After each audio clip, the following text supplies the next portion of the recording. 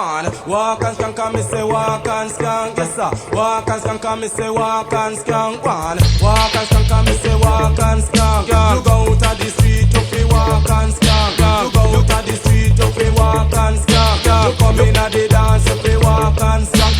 One in your pocket and one by your side. A hand in your pocket and one by your side. You walk with a limp or you walk with a stride. Hello and welcome to your Monday's edition of Loose Mandem. It is so lovely to have your company and support on this 40-minute jam-packed show for you lot to enjoy, filled with different topical debates which you can get involved in, a bit of fun and some laughter.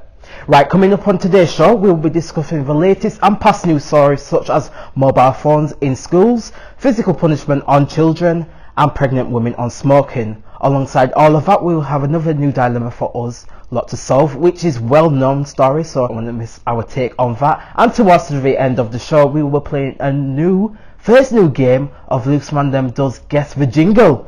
So sit back, grab something to eat or drink, because that is today's Loose Mandem. Before we move on, we would like to welcome back Lewis to the panel, as he's been off due to other commitments, and we'd like to see back Lewis. How are you feeling? Thank you, I'm feeling good. It's good to be back. Yeah, thank you very much, Lewis, and let's get stuck into some topics.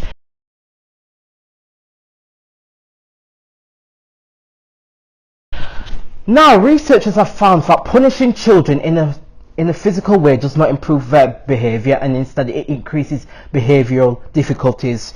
No study showed physical punishment reduced behaviour problems or promoted positive outcomes. The research led by UCL and many international experts focused on 69 studies worldwide which span 20 years. When looking at this data over time, no improvements were found in children's attention, cognitive abilities, relationships with others, reactivity to stress, pro-social behaviour or social competence among children who were physically punished. Dr. Anja Heilman, a lead author of the study and a professor in the UCL Department of Epidemiology and Public Health, said there is a definitive link between physical punishment and behavioural problems such as aggression and antisocial behaviour. All this leads me to ask, should there be a ban on punishing children in a physical way? Let's start with Solomon first. What do you think about that?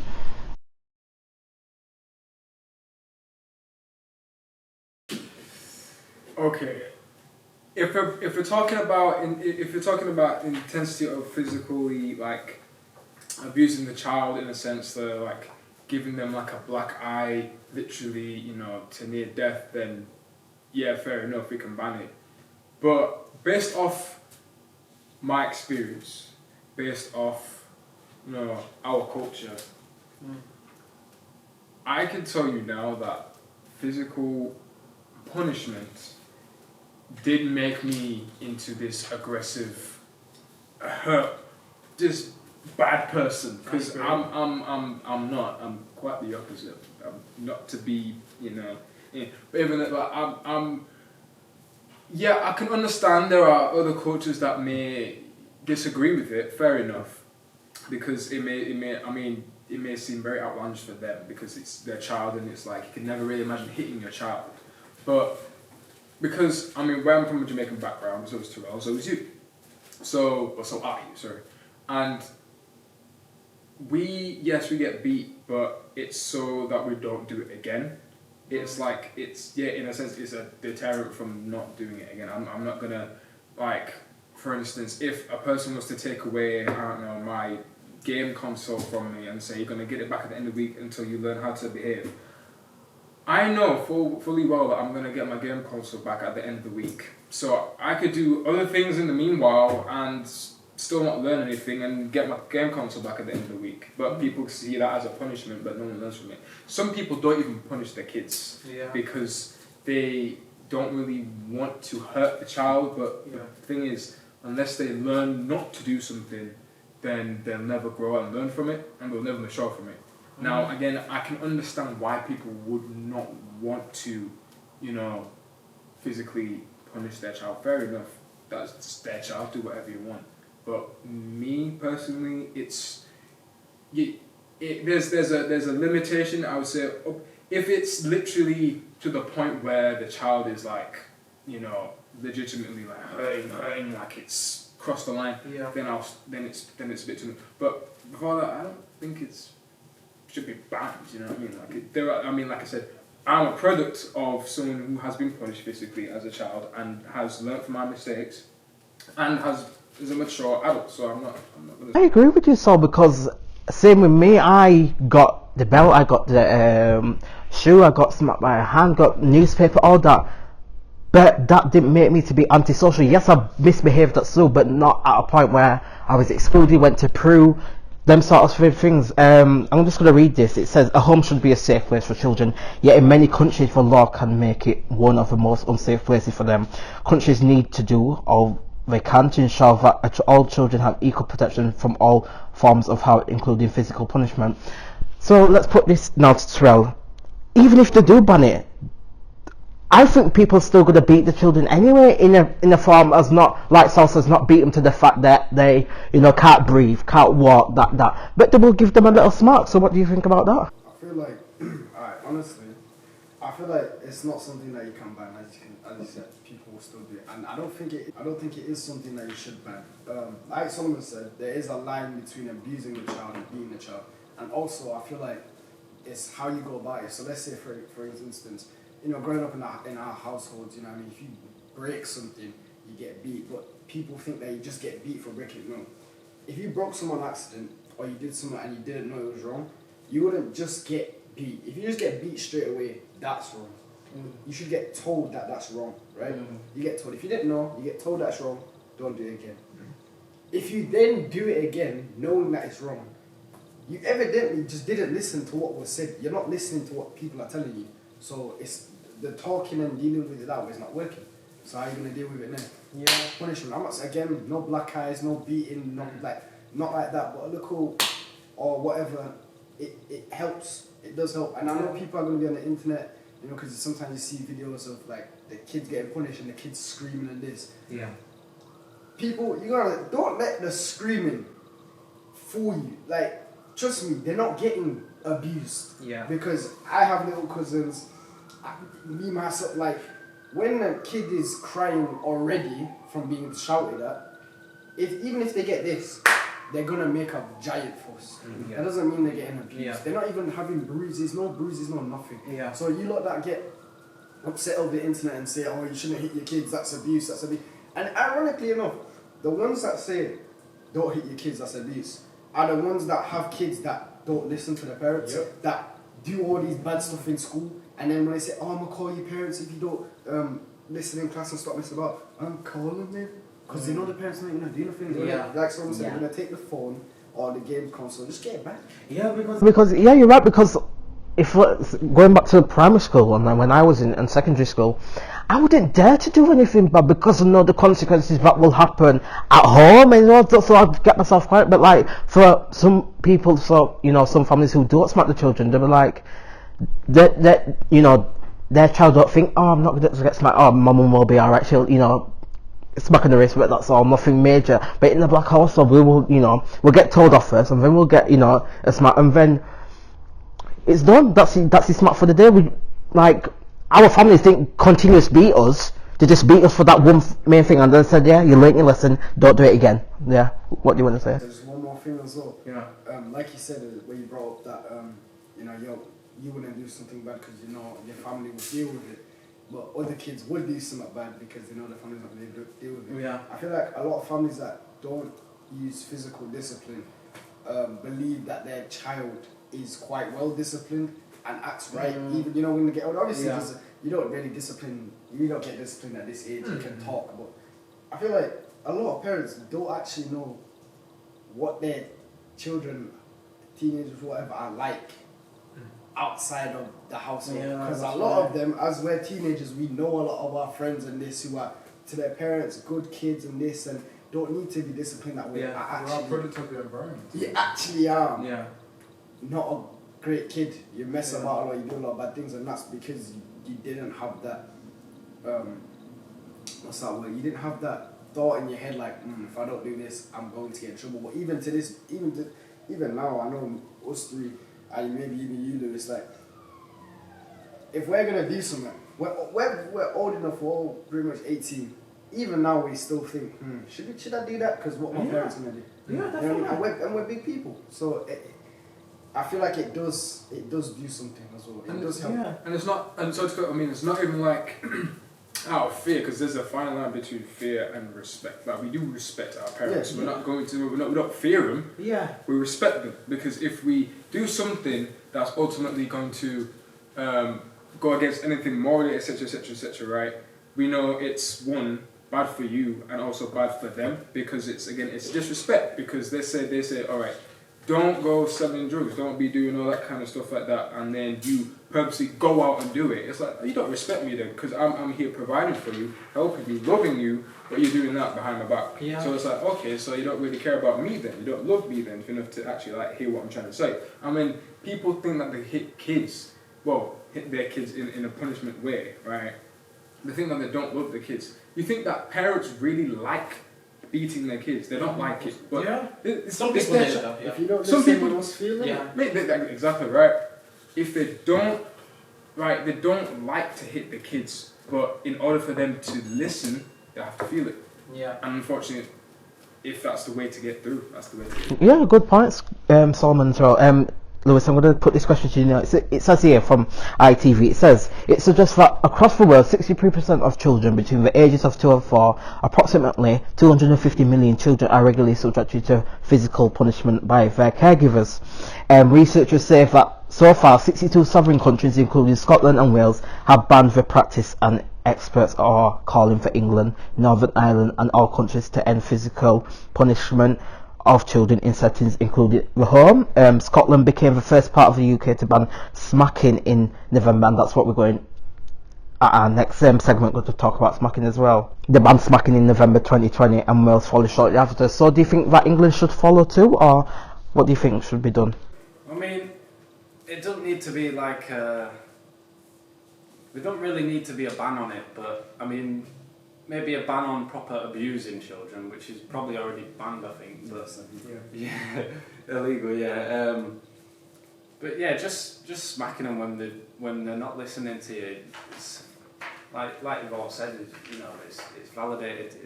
It's what your parents want to do. But I don't know. In my experience, I ain't had the belt or anything, nothing like that. And I didn't get my Xbox taken off me. I got it smashed to pieces, and I didn't listen. But you know, my parents just kind of went crazy at me for not listening. But they, you know, I've probably been raised differently. But I feel it don't really need to be banned, because everyone knows the deal. Everyone knows how to raise a kid. And if you don't, then don't have one. Well, thank you, Lewis, for that. I'm just going to read some points now. So it says, like I said in my introduction, Anja Hellman of UCL department, she says, physical punishment consistently predicts increase in these types of behavioural difficulties. Even more worrying are findings that children who are the recipients of physical punishment are at increased risk of subjected to more several levels of violence, which we are, you know, we've been smacked before, we've never done anything violent before. But senior author Elizabeth Gershoff, Amy Johnson McLaughlin, Centennial Professor of Inhuman Development and Family Sciences at the University of Texas at Austin, added parents use physical punishment with their children because they think so will lead to better behaviour, which you know, in my eyes it did in a way for me and for you three as well. That's how you do it. Yeah. I mean, it's the reasoning behind you hitting the kid. You don't just hit the kid because you're annoyed. If you do that, then it might cause, you know, if you don't have a reason, you just hit the kid because, you know, you did a little something wrong, then I guess the kid can go up thinking, yeah, I don't like you, blah, blah, blah, blah, this way. But, like, listen, if the kid is messing about at school, if the kid is bullying other kids at school, and he's not listening to people telling him, can you stop this, please, can you stop this, then you know what I mean? Yeah.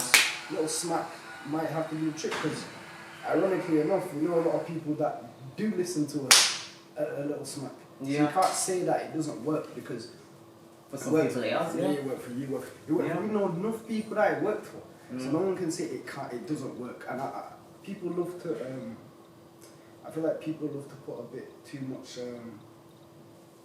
trauma to it. Like Exaggerate a bit. Exaggerate a lot. Like I understand kids can get abused and kids do get abused, which is wrong. Like I said, there's a big difference between abusing a kid and disciplining a kid with physical actions. But I feel like a lot of people did, like when they're younger, mess about, look bratty, bad kids, and they got a little smack, and now that they're older, they're like, I got abused, because it's like, don't just. I feel like a lot of people are throwing that.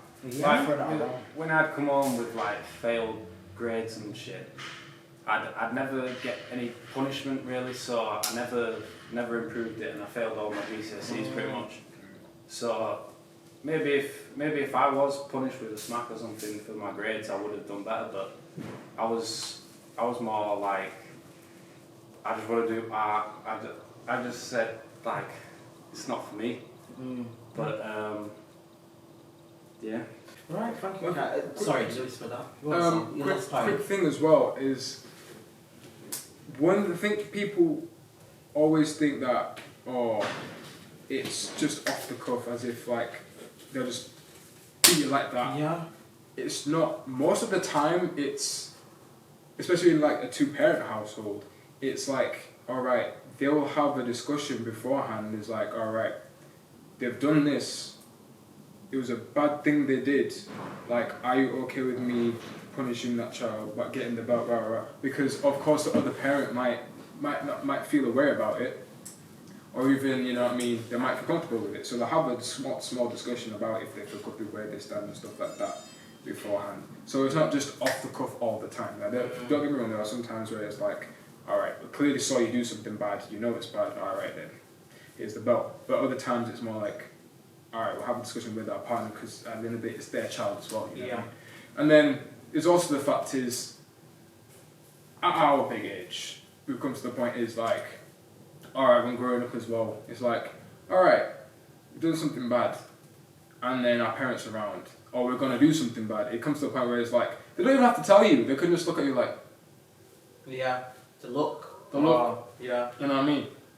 And then you're just like, never mind, because you never know. So it's not, you can't just say all the people that beat their kids are like really bad people, you know what I mean? They do care, you know what I mean? They're doing it because they care. They're doing it because they don't want you to make the mistakes that will get you in trouble later in life that maybe they did as well back in the day. And also, I think our parents have more of a knowledge, of beating, and that it will do good to you in the future, because they've, let's talk about our parents now. They've probably got beaten for the same exact thing, and so they would know that it would do some, that you would listen to your parents now, because if you do something bad, or if you go against your parents, that will result in that, so you know not to do it again. So I think our parents will have a better understanding what to do with their children if they were bad.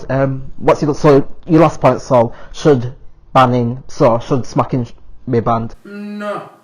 Also, the thing is, you mostly can't control people in terms of like smacking. Can't be banned. Like, it's gonna happen. Your last point, Terrell?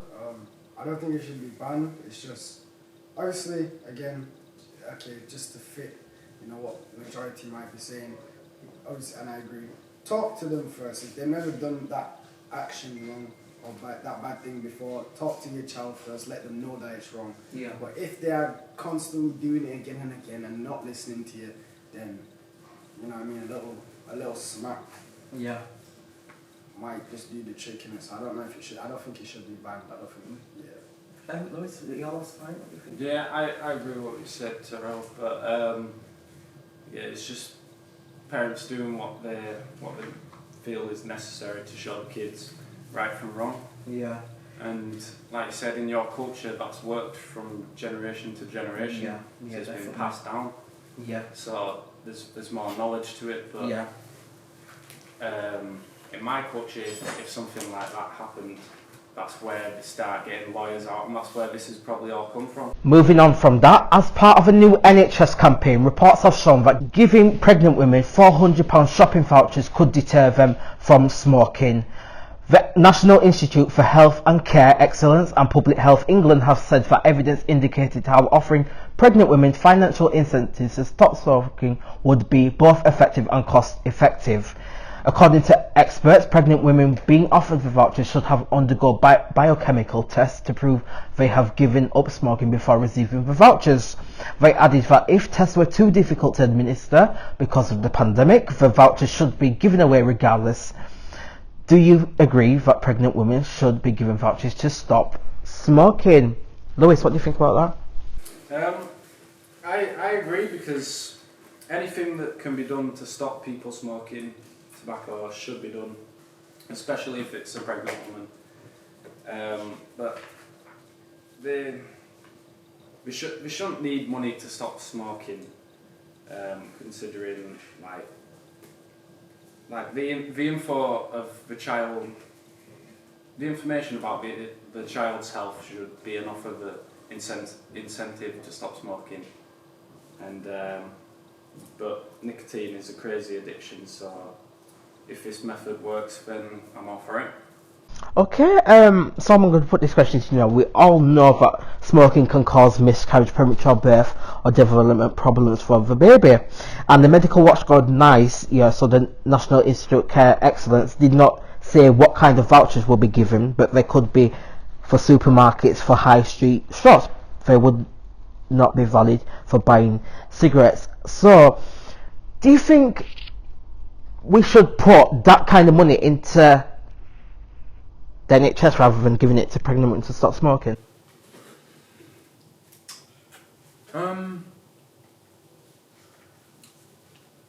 Well, I would say I wouldn't really make a judgment on that quite yet, only because I need to see the results develop and how it's handled. I mean, so far it's not looking quite good. So one could argue, yes, maybe they should put money into the NHS rather than stuff. But then again, you can't just just stop completely, because we hasn't finished trialing out yet. Yeah. So yes, I mean again, just like as Lewis said, women who are pregnant, the fact that they need an incentive to stop smoking, not because of their health or their child's health, it's because of a voucher.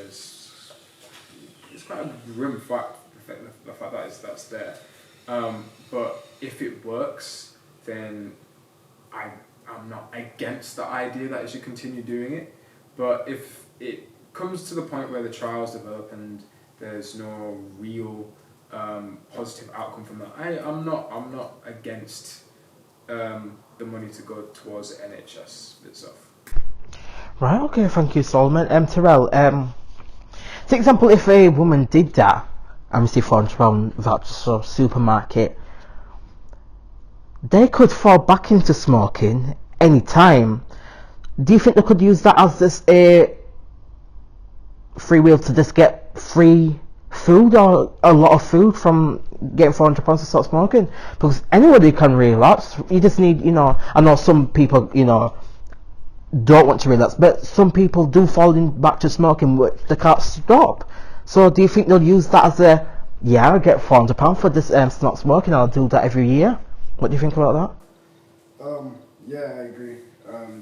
They quite possibly could do that. I feel like that would be people's plan. I'm in two minds of agreeing with the whole thing. In terms of it limiting, pregnant women smoking for a child's safety, I'm for it, because it's trying to do something to keep the child, the baby who's going to be born soon, safe. So yes, I'm for it. However, I'm not for it logically.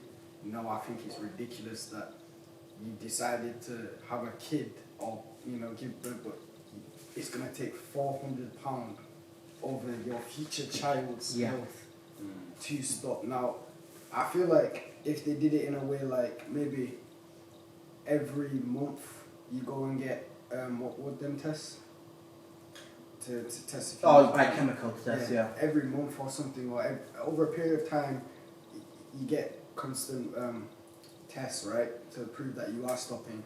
And when you have given birth to the baby, if you've got all the tests, the tests that are, I don't know how you would say, but correct, that showing that you haven't smoked, and now you give them both. Then you should get the £400 voucher because one, the baby's out and you haven't been smoking.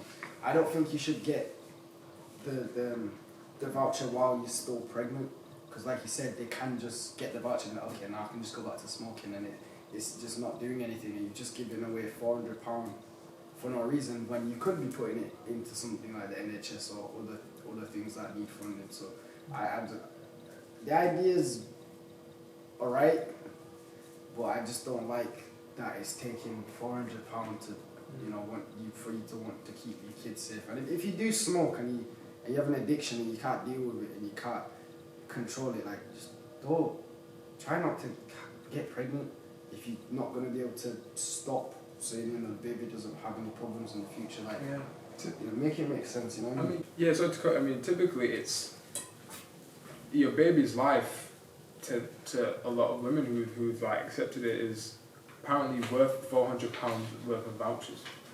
It sounds stupid. Like that's imagine being born and it's like you find out, the only reason my mum stopped this is because she got £400. Not because she wanted me to come out healthy and it's just because £400 for some Weetabix and this and that for a couple of months. Like, come on now, it doesn't make sense. But Yeah, I agree with all of you. I'm going to put this to Lewis now.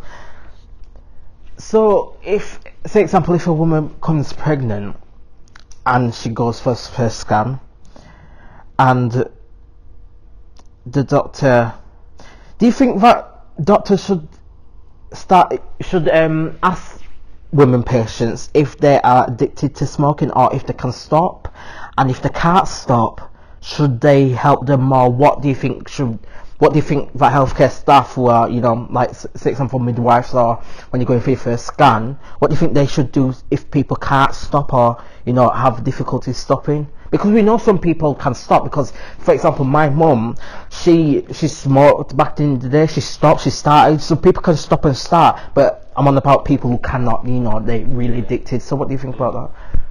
Well, there's two questions that they could think about, really. There's one, either getting an abortion, but some people won't agree with doing that.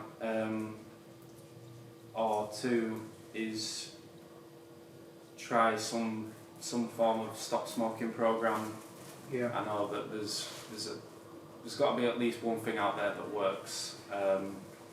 Because I'm addicted to nicotine myself, and I've tried quitting, and it is very hard. But you learn that it's more the psychology of it. Just having, like, when you go to do something, you think, oh, I'll have a burn while I'm doing that. I'll have some nicotine while I'm doing that. So there's people you can see to help you with the psychology of it. So there's definitely ways, like, no matter how addicted you are, you can, if you're that determined and you've got the right knowledge and you go about it the right way, you can stop this. There is still hope. Yeah. So if I were a doctor in that situation telling the pregnant woman, I'd just try and help them find a way to stop. Yeah, I agree. That's the only thing you can do, really. Yeah. There's not a lot you can do in this situation. And there's not a lot the NHS can do, but obviously they're going to do this. But yeah. Go on. Sorry, what were you saying? I would just say, like you said, if instead of this being every week, like every month or something. Yeah, thank you, Lewis, for that. Terrell, let's put this to you now. Last point. It says the new guidance also said healthcare staff should give clear and up-to-date information on e-cigarettes to people who are interested in using them to stop smoking, but should stress the long-term health effects of them are still uncertain. Do you think that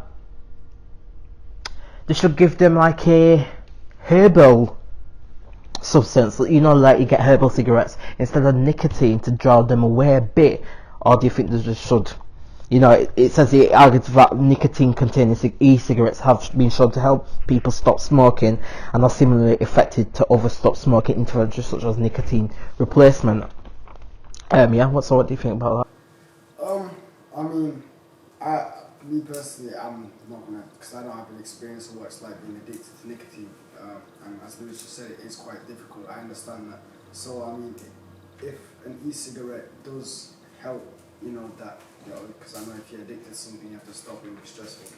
An e-cigarette can help help you handle that. Wean yourself off it. Then, I guess it could be advised. I mean, in the long run, the health benefits might be bad. I know. long-term effect, And I know that is one of the best things to hear. But at the same time, the long run of a cigarette is going to be bad. Yeah. You know what I mean? So if you're going to smoke a cigarette, I feel like you kind of already... If you're addicted to cigarettes, I don't think you'd be worried about the long term of e-cigarette, because you already know either way, there's in the long run, it's going to have negative effects. So I mean, if it's going to help you get off the nicotine, or even like you said, even maybe herbs and some herb or something like that, if it's going to help you, then I guess, But I mean, obviously, in a perfect world, the best thing would be to try and get off it without using anything else that's going to affect you. Because as much as, yes, it's for the kids' health as well, the mother's health is still important. You know what I mean? Like, you don't want the mother to pass from something in the future, health things in the future, because the kid's still going to want to have his mother there as well. So, but, I mean, it is better than smoking a cigarette, so... Yeah, no, I agree. Last point, Solomon, because we know now that smoking has been banned in cars now. That if you have a child in your car, you can't smoke in the car because of you're inhaling that. So, your last point, and what do you think about what I just said? Well, yeah, obviously banning. I get that, because secondhand smoke is still dangerous, especially with the child or even with the pregnant woman in the car. Yeah, because you are in a contained space, so of course it's gonna obviously, unless we open the windows, I suggest, but even then it still will spread. I can agree with that. So I'm not opposed to that. In the sense that obviously it is for others' protection. Now, if it's you yourself in the car, I'm not really against that. But obviously you have the responsibility afterwards to make sure it is clean. It is safe for other family members who have health issues, or even who is pregnant with a child, or even children themselves, to go back in that, and so it's safe for them in terms of breathing and stuff like that. So I can understand that. I'm not opposed to that.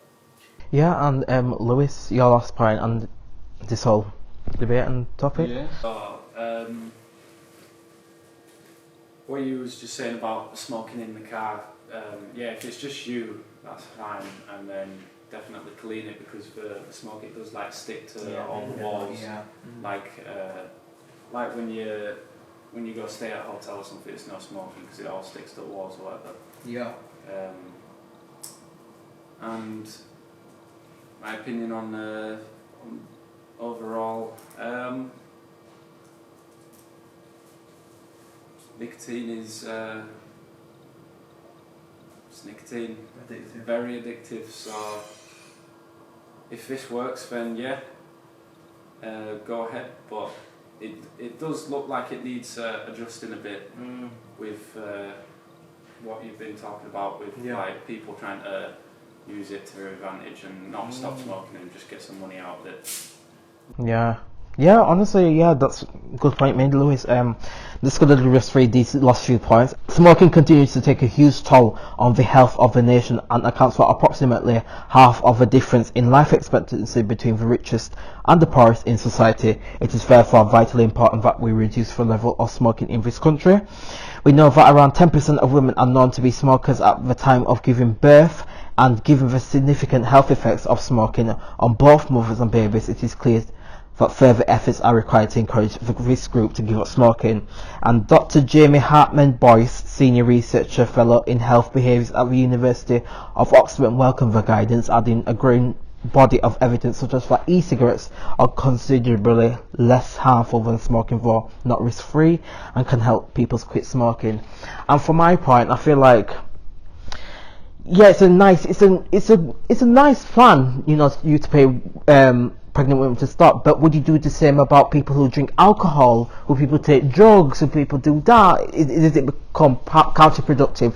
Does it, do you do do that for drugs, alcohol, other users? Do you do that for that? But yeah, like what Louis said, does it become advantage for people to then to like, yeah, I got £400, and then next year I'll continue smoking, and then £400, but then they may not be pregnant, but then fall pregnant again, then do the same thing. But yeah, I agree with Lewis that it does need a check. But I could say, like, give them a small amount of money rather than a big £400, because you could buy a hell of amount of, like, listen, if they're going to use it for supermarket vouchers, they could buy the hell of amount of shopping, you know what I mean, with that money as well. So yeah, that's what I think. But thank you guys for that. Okay, that is it for those two discussions. But do not go anywhere, because after the break we'll be discussing more of our phones in schools, another new dilemma for us lot to speak about, and we'll be playing our first ever game of Loose Mandem does Guess the Jingle. Do not go anywhere, we'll be back after the short break.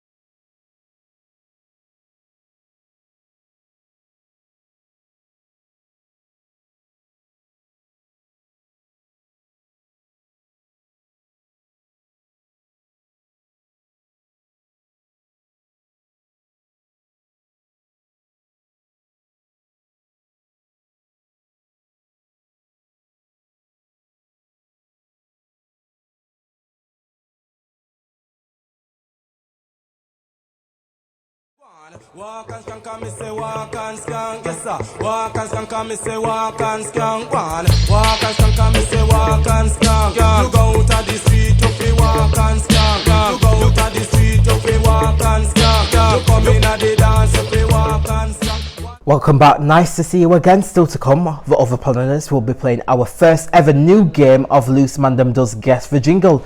But the question is, who will win? We will see in about the next 17 minutes or so.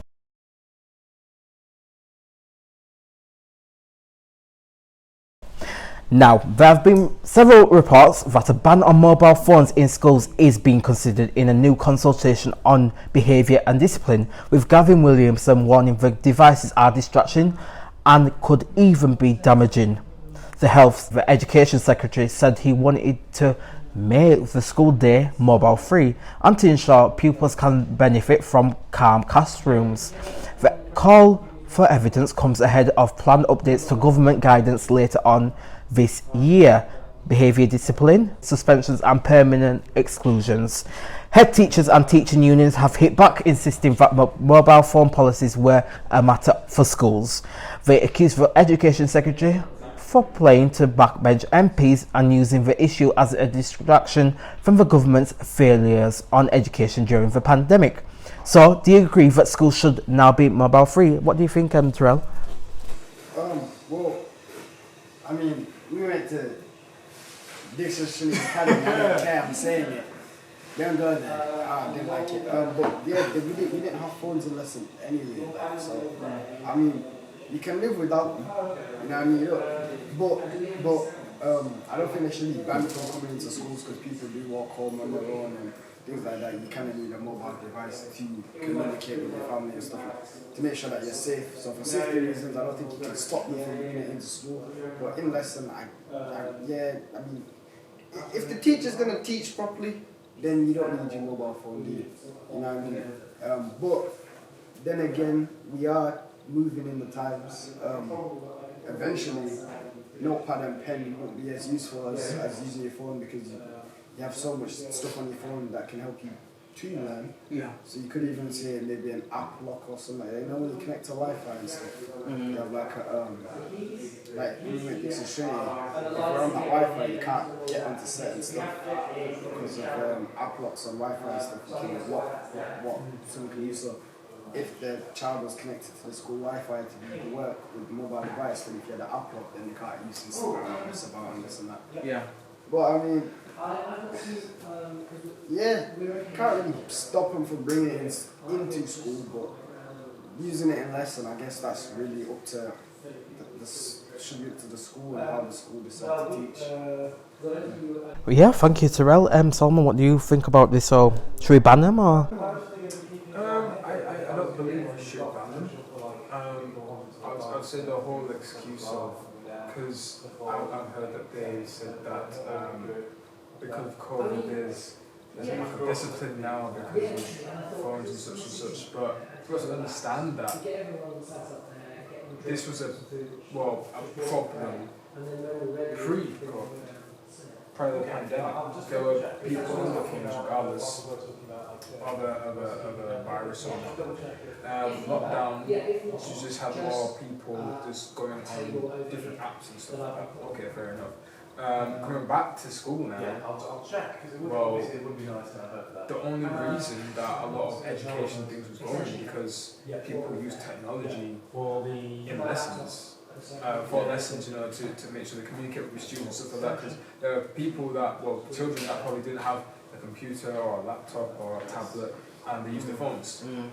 Me speaking because I didn't have a computer, so there we go. So we used our phones, and if we didn't use our phones, then we wouldn't be able to do the work, you know what I mean? In the classroom, I can understand because, fair enough, we're learning at that point. We are learning from the teacher, fair enough, so we don't really need phones then. Yeah. But outside of lessons, I don't really see a problem with it. I mean, I know some people may argue, but people may film others to bully, but bullying has also been an issue since before phones were accessible to the public, so Well, to your point, Saul, about bullying, it says the Education Secretary has previously said that mobile phones can act as a breeding ground for cyberbullying, and earlier this month the head of Ofsted highlighted their use in the sexual harassment and abuse of school girls, which we obviously talked about in that episode, didn't we? So, yeah. I mean, even with cyberbullying, again, terrible thing. But in their argument against phones in schools, again, it's ultimately it's not really avoidable because again in these now modern times, everybody's access to social media one way or the other. They're going to meet outside of school and they'll do it anyways. They'll share pics out from another person in that school from outside of school, whether they meet at a house or a park or blah, blah, blah, blah. Cyberbullying is still a problem regardless of school, you know what I mean? So, yeah, I can understand, yes, cyberbullying is a problem with phones in school, fair enough, but for the school to be the main issue of that, because again, it's existed way before that. So. Thank you, Sol, for that, because you made some very good points. Lewis, schools are already saying they've got a robust plan about mobile phones. Like I said in my introduction, do you think the Education Secretary is this distracting of his failures? Because look at the A-level fiasco, look at the GCSE, you know, do you think that this distracting away from that? Because, you know, people are not really talking about what it did A-level, but obviously people still remember. No, but you say it does make a lot of sense, because when I was just thinking about it, mobile phones were pretty much already banned in my school. Yeah. If you got caught on it, they'd take it off you and try and hold it overnight, and then you get it at the end of the next school day, and when you bring out the excuse, oh, I need it to get home, they'll give you a burner phone and say, yeah, you can use that. But so that does make a lot of sense in that they're just using this whole drama about phones should be banned to avoid the big mess they've made with the GCSEs and A-levels over COVID. But in general, I think I don't think phones should be banned, because most teachers can't even engage a full class of students into the lesson, from my experience in high school anyway. And most teachers don't know how to deal with low-level disruptions in class, so they end up kicking students out, which further damages for education. So if a student can't keep settled in a lesson, and the teacher, you know, don't know how to deal with it properly, they just get annoyed and then just kick the student out, and then that's the education out the window. So teachers should learn how to involve phones into their lessons in order to engage students and boost learning, which they would be able to do with the Wi-Fi lock thing you was on about. Yeah. And it's old arrogant teachers like Michael Wilshaw, who I watched on the Good Morning Britain, and even him being on that show, he displayed just general rudeness towards the other people trying to talk on the show. Yeah. He just kept cutting them off and talking over them. This young girl who had some good points, and he just kept cutting her off, and it would just annoy me. So it's like people, arrogant pricks like that, trying to tell us that we shouldn't have our phones in school, all because he's just old and the world is moving forward. He's stuck in his old ways. You can't teach an old dog new tricks, and he's just trying to pull us all down with his sinking ship. Yeah, thank you, Lewis, for that. I'm just going to read from fives.org. It says, we found that banning mobile phones at school leads to an increase in student performance. Our results suggest that after schools ban mobile phones, test scores of students aged 16 increased by 6.4% of a standard deviation. This is equivalent to adding 5 days to the school year, or an additional hour a week. So what I read there, it does seem that banning could help with their performance if we're talking about low performance schools. So do you think that could be a reason why they should ban it? Not other than, you know, distracting and that, just about children's performance in work. There are. It has come to a point where there are kids that are very stuck to their phones. Although there are low performing schools that I would say do need this. I can understand that. Because, sorry to cut you, Sol, because I've just seen here, it says in Spain, banning mobile phones has been shown to increase student scores in maths and science. Researchers also documented a decrease in incidents of bullying. In Norway, banning phones significantly increased middle school students' grade point average. It also increased students' likelihood of high school rather than choosing a vocational school, and it decreased incidents of bullying. Evidence from Belgium suggests banning mobile phones can be beneficial for college student performance. This context might be different but still informative as students are of similar age to those in high school. It also says research from Sweden, however, suggests little effect of banning mobile phones in high school on student performance. It is worth nothing. However, the study did not find any detrimental effect of banning mobile phones. So some countries said, yeah, it's working, and the others have not. So yeah, again, it's not that simple, because again, every education, whether it be low performing or high performing, they've got different ways of teaching, and some require technology, some don't. Some have children who not only there are some kids who outside of school don't really go on their phones quite a lot. So, and they'll probably be learning and in their own time.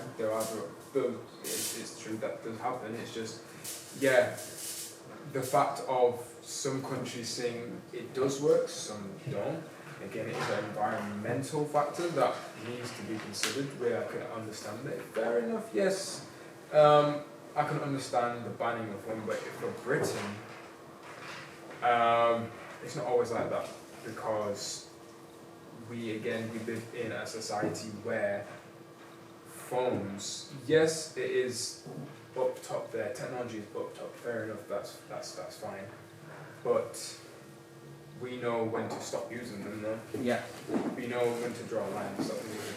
As a person who's in charge of a school or a body of schools, it's fully within their right to control whether or not kids have the ability to have phones in lessons or not, or even around them, like bags, for instance. Even bags still have, there are schools that allow bags in their classes and some that don't, because again, they view that as a distraction, or they'll go into the bag and they'll pull something out and read, blah, blah, blah. So yeah, I can understand it can work for some and not work for others.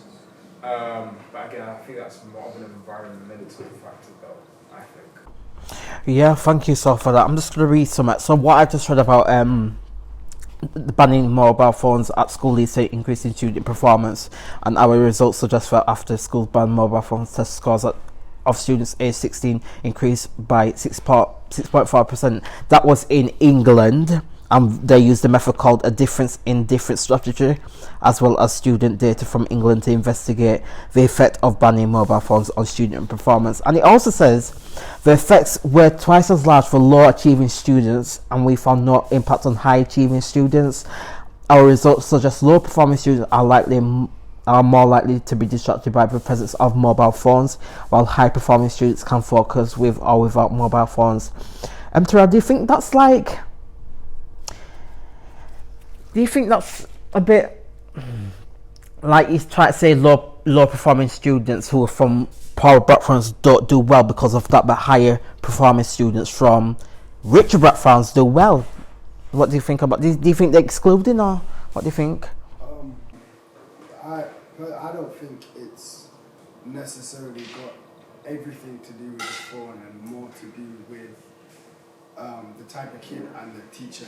Yeah. As me personally, yeah, I got all my grades in school, but I was one of those kids that, when the teacher's not engaged in a lesson and not trying to make it intriguing, like, let's be real, the stuff that we learn in school isn't intriguing regardless.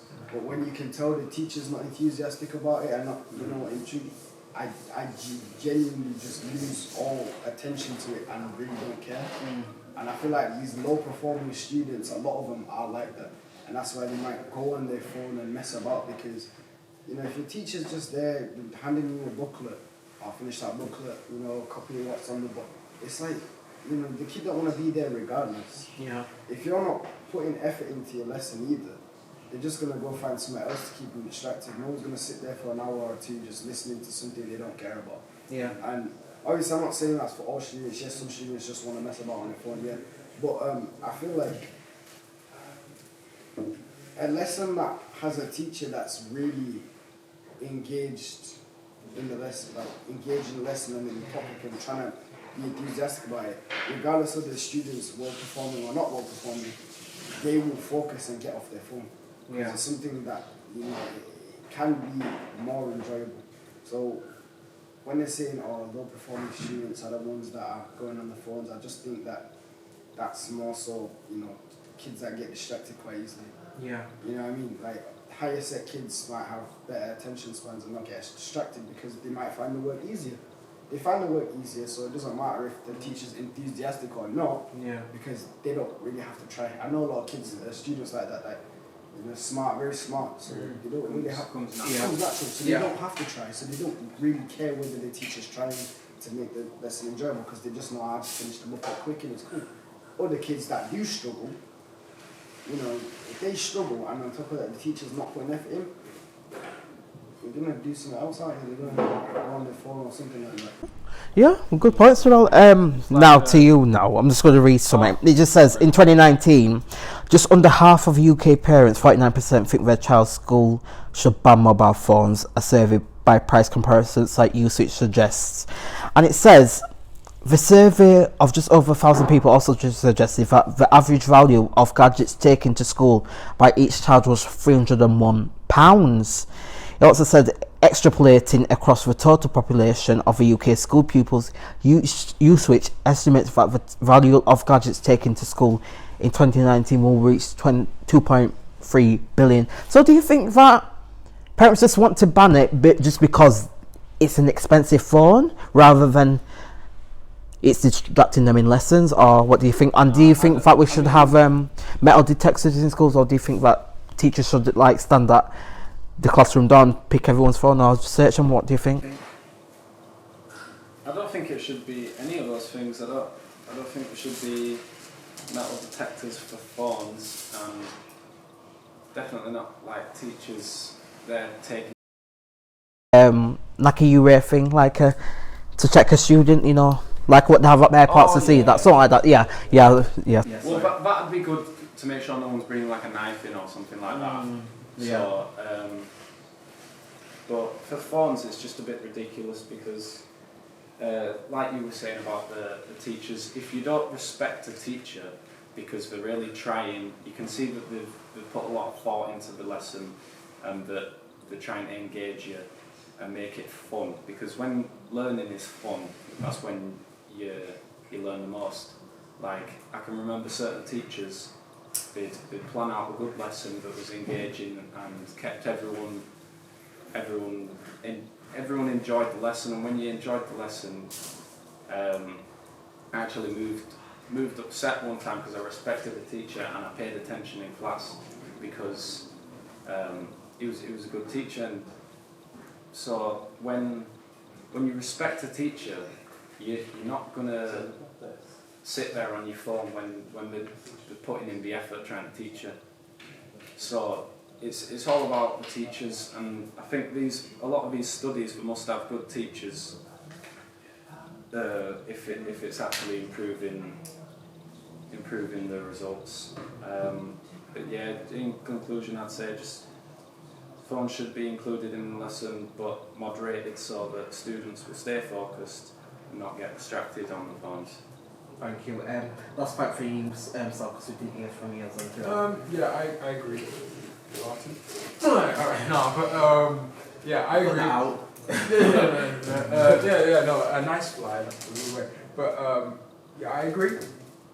With Lewis to say that in moderation you should have fun in and out, well, not in and out, but move fun from lessons. I don't agree to some of the extremes of searching kids. I think that's, you don't really go to school to be search patted down and stuff for phones. It's not. I mean, for most kids, you don't really want to be there in the first place. Big waste of time. A big waste of time as well. Yeah. So it's I can see in the future that more schools will. I don't think all of them will, but more schools will take this action. But I don't feel it be as effective in Britain compared to other countries that have been effective. To your last point? I just think it's down to the teachers. If they want to include phones in their lesson, then let them do that. Obviously in moderation, monitor what the kids doing. But also, You know, I wouldn't say a mobile phone is the cause of the downfall of education in Britain. Like, it's really not. Yeah.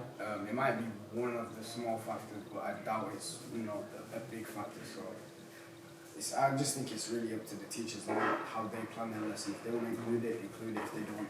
Yeah. Well, yeah. Thank you, guys. But my last point, I think we shouldn't ban them. Yes, use them if they're doing it for research, but like Terrell says, have like a site block that they can't access Snapchat, any social media, just access to the internet. And if they want to, just do like a search round, pick the phones up, but sometimes they may not work well without their phones because they may they may be distracted more without having their phone on it, so it's hard to say. But I'm just going to read this last bit. It says, Ofsted Chief Inspector Amanda Spielman said, "We found that they were frequently enabling harassment and abuse, sharing nudes." She said, acknowledging, however, that banning phones in school does not stop harassment and abuse going on outside the school. So even if they do, it could happen outside the schools, which could then bring into the school, and then that's something to sort out. She also said Ofsted announced on Monday that it had updated handbook to beef up its oversight of schools' handling of sexual harassment, abuse and violence among pupils after the publication of its recent report, which found in incidents where so common that many pupils didn't bother to report their abuse. It says from September, where schools do not have adequate measures in place to protect pupils, safeguarding will be regarded as ineffective and the overall grade is likely to be inadequate, Ofsted said. And that was in June this year. That's when they said that. So hopefully, I don't think it will happen, but like Saul said, more schools may do it, but some schools may just say, like, have your phone. We've had a slight blocker, so you can't access social media. But thank you guys for that, for your opinions, and hopefully we'll talk about that soon if it does happen. We are now moving on to our new dilemma, which most of you will have now heard or seen about it online or in shops, as it is about Matt Hancock's situation with his aide. The former health secretary has been seen cheating on his wife by kissing him with his closest aide, Gina Colandangelo. I've got that right, which he hired back in 2020 with taxpayers' money as COVID rose worldwide. Matt and the 43-year-old were caught on camera in a steamy clinch in his Whitehall office. He was seen kissing her at the Department of Health's London's HQ during office hours last month as the mutant strain began spreading. He has since apologised, and after a call for his resignation, 46% of Tory supporters have voted him to step aside, which he now has, and Sajid Javid appointed as the new health secretary. The affair will inevitably raise questions about his focus on the UK's virus battle after he was accused of lies over his handling of the pandemic. Right, a lot to unpack today, but we are the Loose Mandem, and here is our reactions. So let's start with you. What do you think about this whole situation? I just want to know how. The audacity to sleep with a married woman who he hired taxpayers' money, and then in the same breath said, "Oh, you should be abiding by all the rules, etc., etc., etc." You know what I mean? Making sure you're taking care of it. Kind of hypocritical foolishness is this? It really is a weird situation. I mean, it's even his namesake is ironic as well. But we won't ever get into that. But I don't understand why he thought he wouldn't get caught with it, even though it's like there was a camera right there. But say that, so do you think now people will be more aware and cautious about having cameras in their office, in the toilets? Do you think people are now more cautious since that has now occurred and since someone's leaked that footage out to the newspapers? They're doing something they shouldn't be doing, I suppose. So. Yeah. But I mean, cameras are there for security measures. I mean, if your own cameras are used against you, then that's pretty sad. I mean, it's even if it's you are aware. Okay, fair. If you're being more aware of cameras, that's fine. But again, if you're doing something that you shouldn't be doing, and you have to be more aware of cameras, then there's something wrong. Like Joe, what do you think? This is funny. Yeah, is it? Yeah, it is. You're right. The boy got caught in 4K. He got caught in 4K. Yeah. So obviously, I mean, I'm not surprised. You know, these people are not abiding by the COVID rules that they set. Yeah. You know, we've seen it in earlier stages of 2020 where there was an incident. I can't remember his name, but I know he was going out and about when that was when lockdown was very strict. You know, you shouldn't be leaving the house more than once or twice a day, but he was going out of the city and stuff. Like, it's not a surprise that these lot aren't following the rules, but it's just, it is hypocritical, and it's sad that it's hypocritical because, you know, you are the people that are setting the rules, you are the people that are condemning people that are not following the rules, yet behind closed doors, you're not following the rules. So then how are people supposed to put trust in, you know, you? Because, you know, let's say he didn't get caught, you know, because he's now a part of the problem. Let's say he didn't get caught on camera. He still didn't get caught on camera. He'll next, you know, come out a couple of weeks later, make a statement saying, oh, the public had a reason that COVID is spreading because people are not abiding by the rules, this, that, and the other. But he's also one of those behind closed doors that are not abiding by the rules. Yeah. How many other of them are not abiding by the rules as well? Yeah. Like he's the only one that got caught, but it must be a lot. Yeah. In my opinion, yeah, it's good right to get caught because now I feel sorry for his kids who are young, which, you know, most of their friends will be saying, "Oh, you don't kiss me," this because, you know, it's worldwide known news now, and then I feel sorry for the wife because you cheated on her, even though she was, you know, it's between COVID, everyone's, you know, gone through a lockdown, gone through that, and then you've gone to cheat with somebody else, you aid.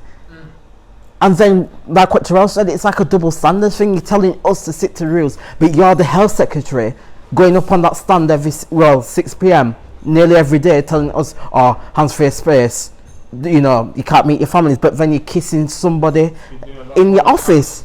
Lewis, what's your point on that? Well, that's what you get for dating the health secretary or just anyone from Parliament, because you just can't trust them, in my opinion. Half of the government are criminals. But yeah, it's just really hypocritical and frustrating for the public to see. Yeah. Like, it's enough of a headache that we've got to deal with all this as a pandemic. Yeah. And then a public figure, you know, not even abiding by his own rules. Like, instead of doing his job, he's wasted taxpayers' money on an affair. Yeah. So it's one rule for them and another for us, and they'll set these rules and then we don't follow them. It's just bullshit. I think, yeah, you're right. I think he should have come out clean long time and then that, because now he's moved out his house now and then he's now living with Gina because even her husband's kicked her out as well, so they're both living together. So let it be. But now what I'm saying is Boris Johnson said the matter is now closed regards to that situation, and he did say that in regards to Dominic Cummings when he went to Barnard Castle for an eye test, and same with Priti Patel, she brought the ministerial code. Do you think we need a change of government now, Solomon? On your last point as well, because it looks like they're getting away with anything, and we've got to suffer. We, the ones who are not in those high positions as them, not got to suffer. Any government from any country that actually has their head screwed on. Yeah. It's hella silent, so I'm guessing there's none. I mean, typically they're a bunch of idiots. I'm saying it. If you want to see with the handling of the pandemic to even this, it's easy to say yes, there should be a change of government, but I'm not going to be surprised if anybody new to step in would probably do something similar, if not try to be more secretive about their moves and stuff like that. So either or, it's probably going to have the same result. Your last point as well? In terms of change of government, I mean, lockdown. if you voted these guys last election and you're gonna, if you decide to vote them again, after all the stuff that we've been seeing in terms of bad decision making, hypocrisies, etc. then I mean, listen, don't complain about the downfall of the country when it happens. You know what I mean? Don't you guys can't be the ones that are voting for them and then, you know, start crying when bad things happen to you. Like, don't be that idiot. But yeah, thank you, Tom. Lewis, your last quote. Yeah, change government. I think it would be absolutely amazing if we had some young people take over. Some like they're so old now. They're just running country into the ground and they don't care because they'll be dead in a few years. But for the rest of us, we've got a long time still left on this earth, and we need to keep everything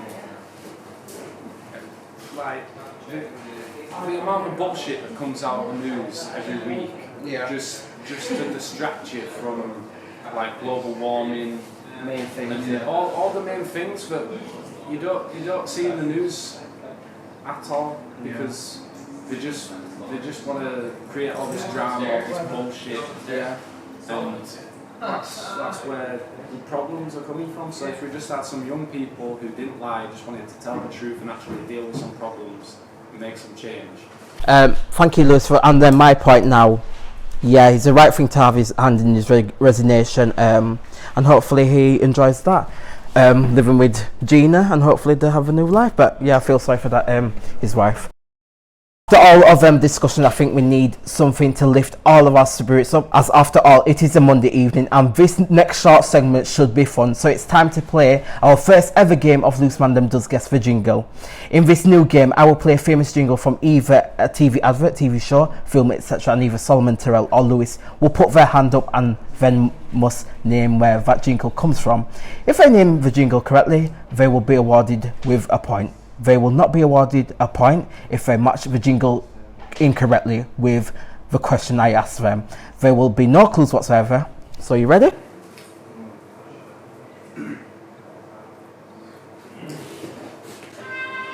Coronation Street. Right, Terrell, Coronation Street. you didn't put your hand up, so okay. Yeah, no, I was thinking too. Yeah, okay. Right, well done. I'm helping you. I'm saying No, Terrell's got a point. Solomon, you didn't put your hand up, and Lewis didn't put his hand up. So. yeah, no, I'm saying I'm giving it to you. Yeah. Yeah, but I'm asking this one. Oh, yeah, Alright, yeah, this one. Solomon. Before when you Wait. Terrell gets up. Yeah, I'll put my hand up. Give him that one. Give him that one. Yeah, I did say I'd give you that one still, man. First to press the buzzer, first to put your I'd hand. give you that one. Alright, next, what's this one? What's this one? EastEnders. Emmerdale. Lewis? I had a clue.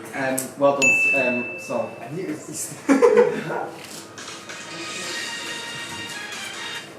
Sol? This one. Terrell? Lewis? I had a clue. Well done, Sol. I'm sorry, the win.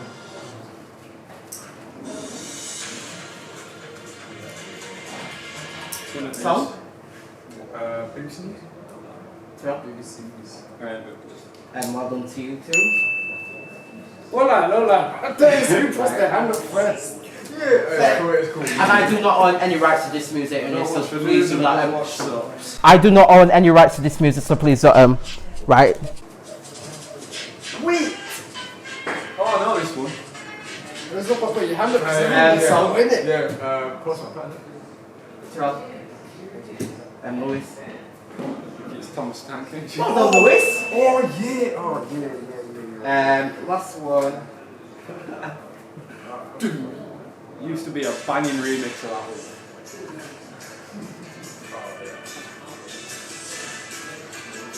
So, Who's filming? Terrell. Lewis. A game show. Well done, Solomon's winning. This last one now. Oh, I know this guy. Sol. Not Hollyoaks. Terrell. Lewis. yeah, it's Hollyoaks. Well done, guys. So, Shit. looks like Solomon's won that. Oh, bet. Well done. Did you win that song? I don't know. Actually, I'm not quite sure. Well done to all of you, but it looks like Sol got the most out of us all. Well, guys, that is it for today's show, everyone. I hope you all enjoyed it as much as we did. Thanks to Sol, Terrell, and Louis for joining me and sharing their views bravely and wholeheartedly. Do not forget to like, share, comment, set your alerts, notifications on for any of our posts we upload online. And we would like for you, your friends, your family, etc. to follow and subscribe to us on all our social media handles, which are on your screen right now. So we'll be in the hot seat on Friday, so make sure you catch that. And remember to tell all the mandem and gather about Loose Mandem. We will see you then. Take care. Bye-bye. Walk and skank, come me say walk and skank, yes sir. Walk and skank, come me say walk and skank. Walk and skank, come me say walk and skank. You go